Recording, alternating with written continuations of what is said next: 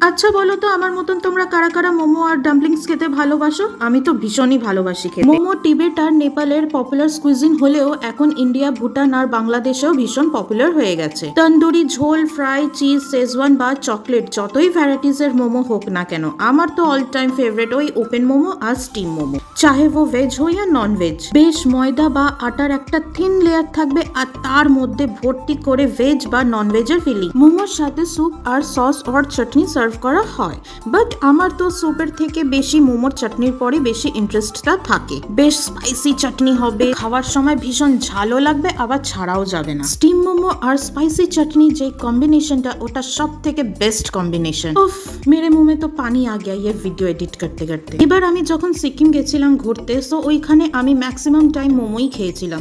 No doubt মোমোটা দারুণ খেতে ছিল, বাট মোমোর সাথে যেই চাটনিটা সার্ভ করা হয়েছিল সেটা তো আরো দারুণ খেতে ছিল। যেমন স্পাইসি তেমন এর টেস্টে একটুখানি ডিফারেন্ট খেতে ছিল চাটনিটা। মানে নর্মাল যে চাটনিটা খেয়ে থাকি আমি বা খেয়ে এসছি এতদিন, সেখান থেকে একটুখানি ডিফারেন্ট খেতে ছিল। যখন আমি ওনাদের জিজ্ঞেস করলাম যে এই চাটনিটার টেস্ট এত ডিফারেন্ট কেন, তখন ওনারা বলল যে এই চাটনিটা সিকিমের স্পেশাল চিলি ডল্লে ক্রসানি দিয়ে বানানো। এই চিলিটা সিকিম, ভুটান, নেপাল আর দার্জিলিং ছাড়া কোথাও পাওয়া যায় না।